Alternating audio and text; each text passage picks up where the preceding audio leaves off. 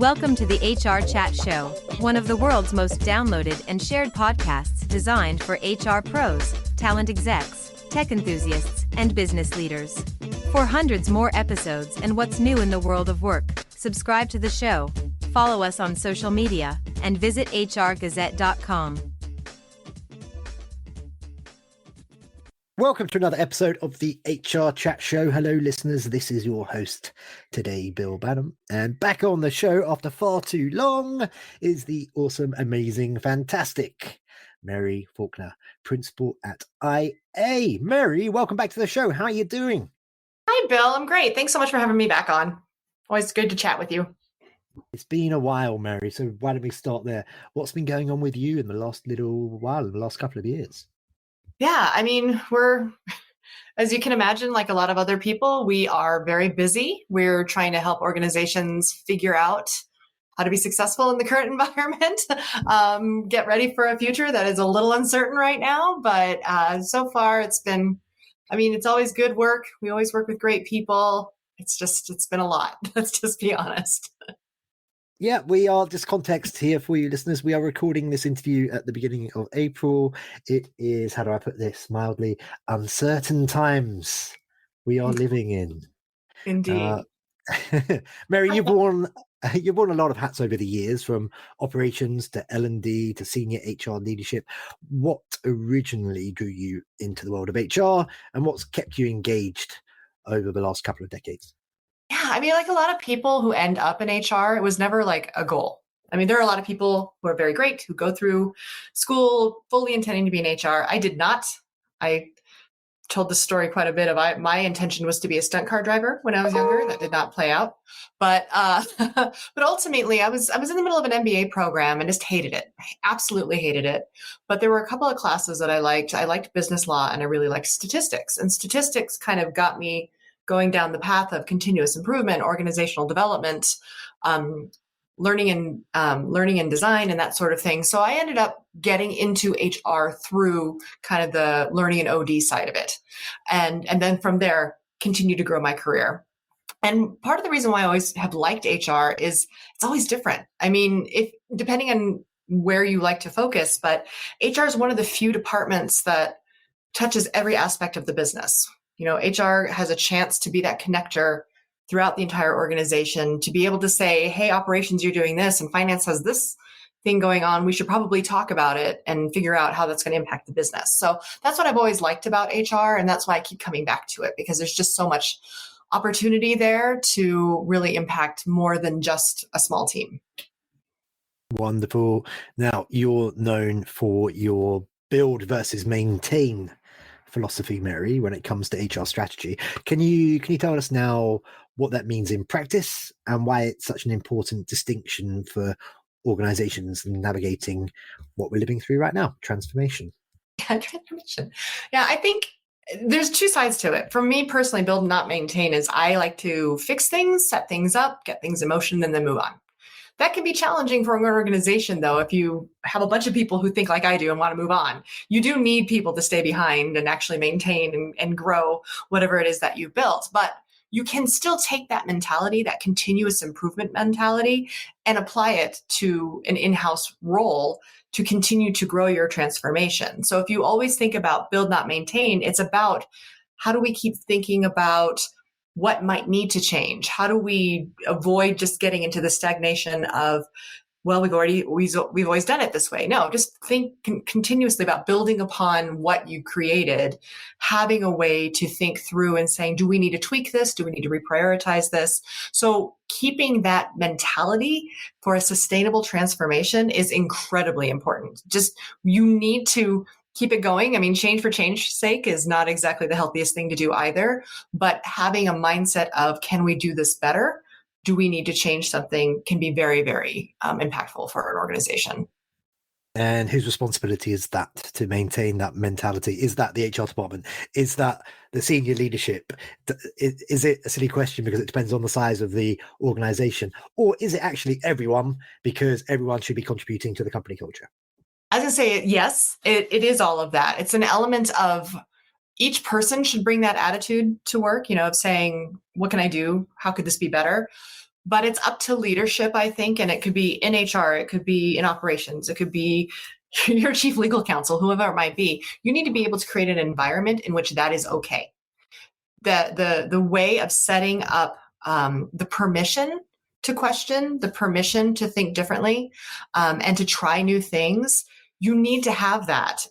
Sometimes you only have control over a little tiny bit. And if you live in an organization that rules by fear or rules by too much compliance or whatever it might be, that can lead to, we're not going to change anything. I don't want to rock the boat. And that, to me, when organizations embrace a don't want to rock the boat mentality, that leads to decline.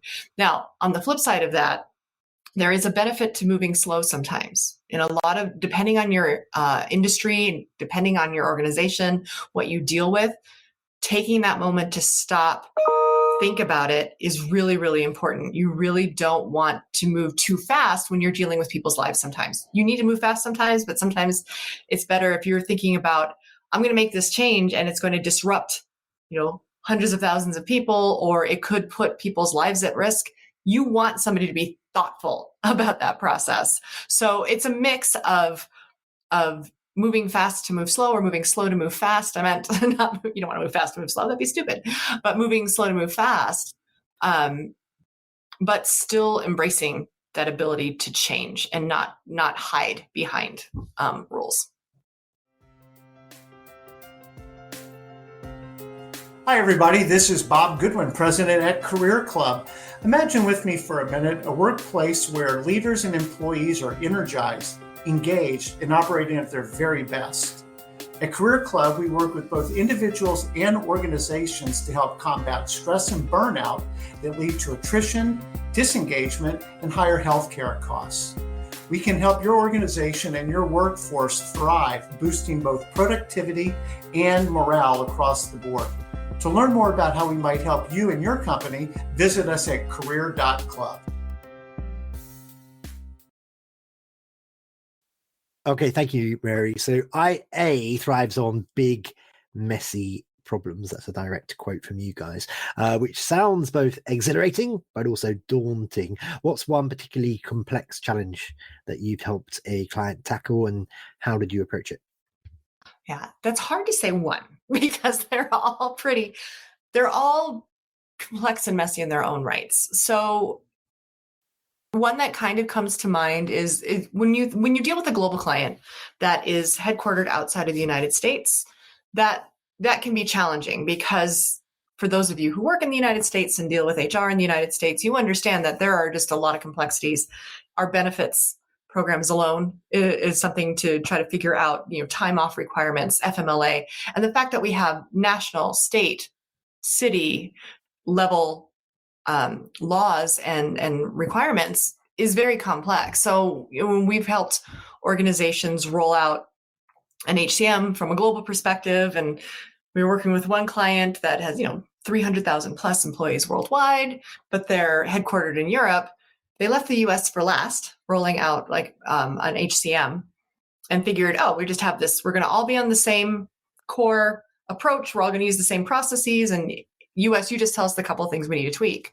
Well, when they got to the US, leaving it to last and realizing the complexity, that was really hard to kind of talk through, all right, how are we going to help the global headquarters think about where they are absolutely going to have to change, but how then do we also help the US-based part of the organization compensate? Where are we going to help them fill the gaps?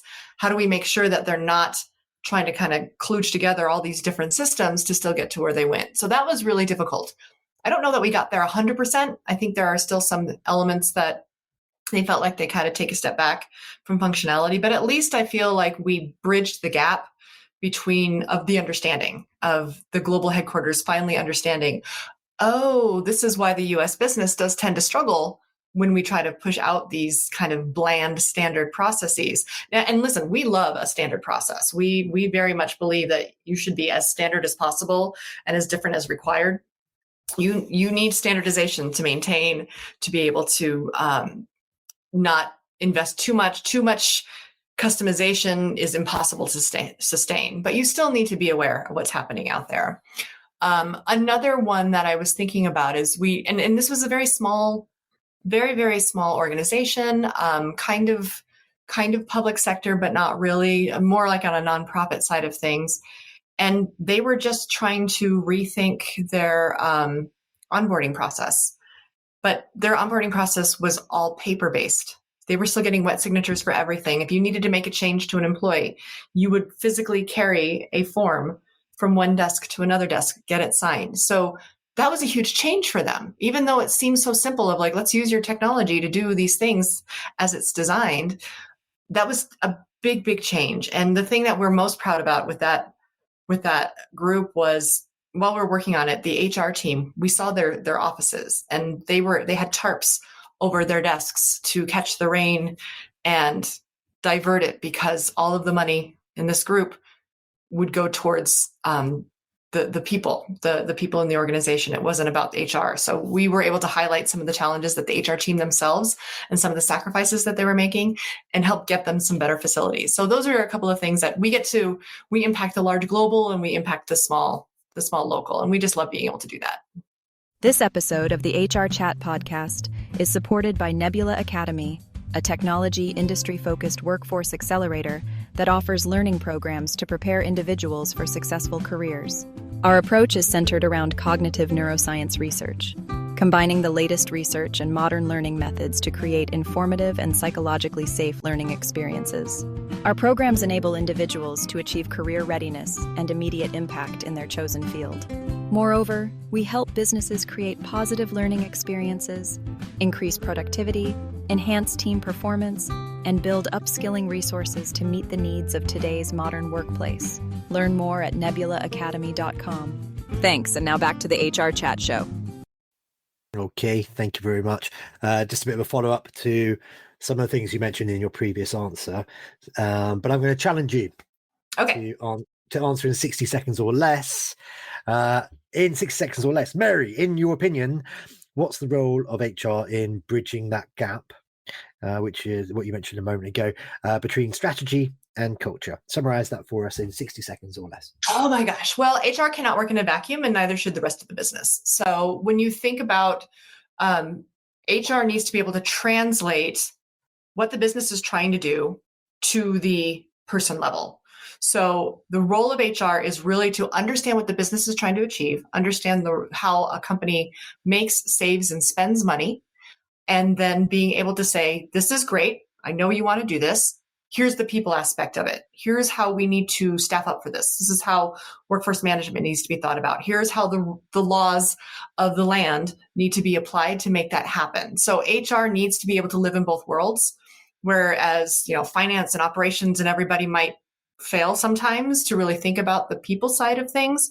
HR needs to understand how the people is impacted. They're talking to people, they're dealing with their lives, as well as understanding what the business cares about and bridging that gap. So in some ways, HR needs to be bilingual. You need to be very well versed in how the business talks, but you also need to be very well versed in being able to represent the needs of the people and how that's going to help the business execute on that strategy that they're trying to do.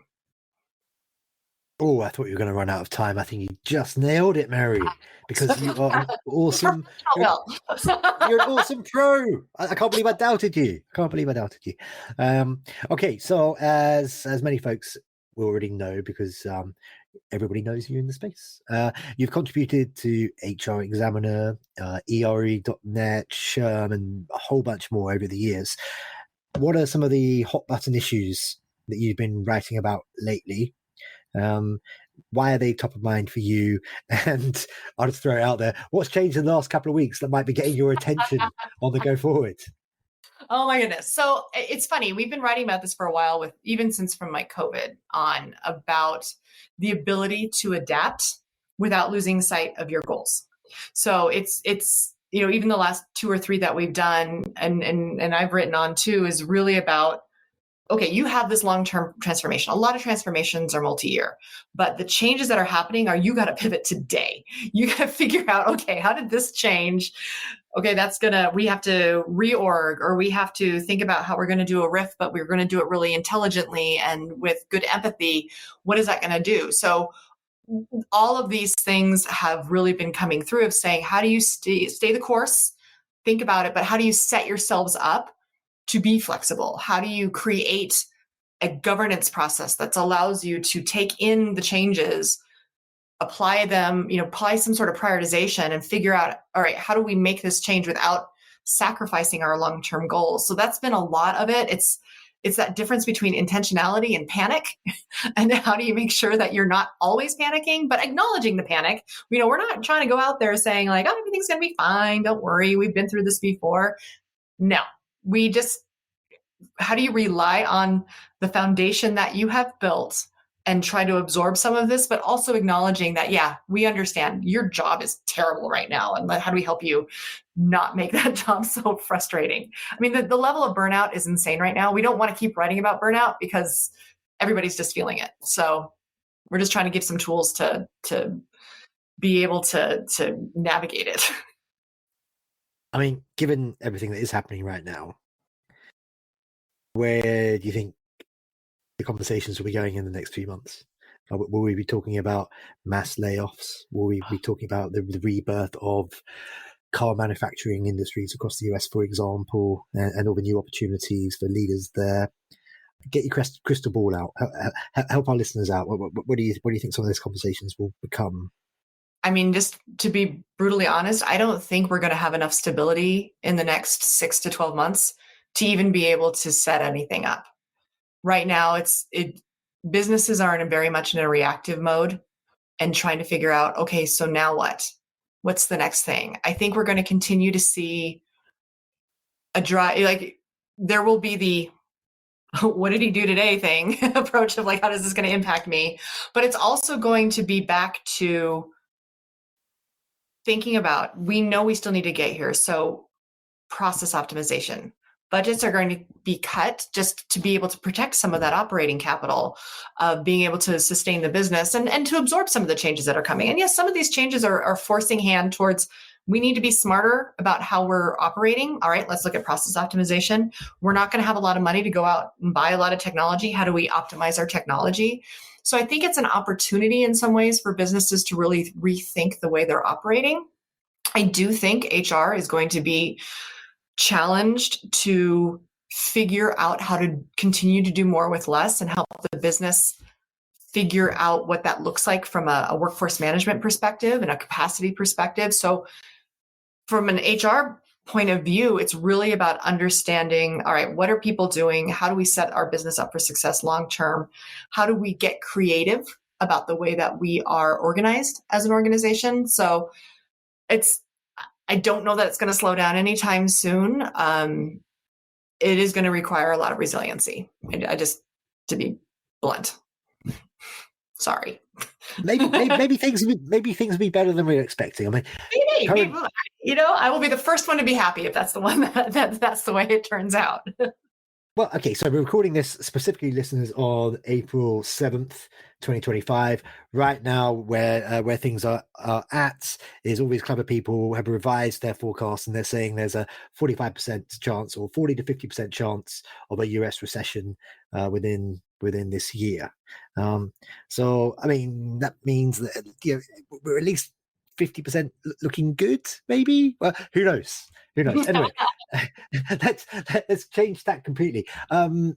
You may or may not know this about me, but over the last few years, I've got heavily involved with a bunch of the Disrupt HR events over here in the UK, and I'm also involved with one in upstate New York, and then we do other stuff in Toronto. I noticed on your LinkedIn profile that you were an organizer of Denver for a while.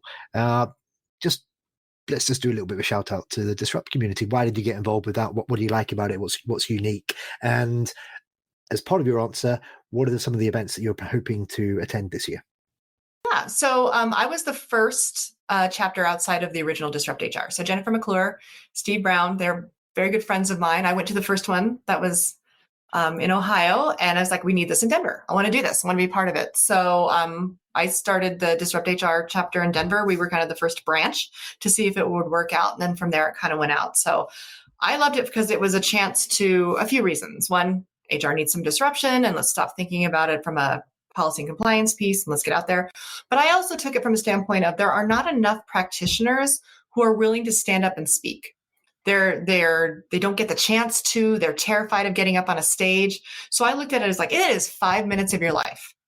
For those of you who want to give it a shot, you are doing this on a daily basis. We need more of your voices on the stage. Get up there, do it. So that was a big piece of it for me. And I love seeing that it's continuing to go. I stepped back from it. It needed to go in a new direction. I didn't have the time and the resources to really give it. And I was so happy to turn it over to the group that's doing it today. And they're nailing it. They're doing a great job. From an event perspective, I don't get to go as to many as I would like to, just because of schedules. We as an organization, as a firm, we represented a few. Like we were at Mark Stelzner was at Transform. He's our one of our managing principals. We will be at HR Tech this year with panel and just hanging out and that sort of thing. We were trying to get to other ones and we just ran out of time. We did Unleash last year. I did ERE.net last year. It's just, we are so busy right now, but we want to do more. We're doing things like these podcasts. We are more than happy to do webinars, that sort of thing, just to get out there. But like a lot of people, it's just a challenge right now. Okay, well, it sounds like I might be able to buy you a drink at HR Tech in Vegas. Fantastic. Yes. Yeah, I went last year for the first time. Okay. So the HR Chat pod, they tell us, is number 2 or number 3 in the world for downloads and whatnot in the category of HR Tech. So I should have gone to this a number of years ago, but frankly, between you and I and all the people listening to the show, I wasn't the biggest fan of Las Vegas, let's put it like that. But I was wrong. It's an amazing conference. I called up loads of cool people. It's a great place to do business, to reinforce relationships. I am looking forward to going back, and I would love to see you there. Fantastic. Yes, I would love to see you too. Very good. Before we wrap things up for today, how can our listeners connect with you? How can they learn more about all the cool things you're doing over at IA? Absolutely. I would say the best, most consistent place these days is LinkedIn.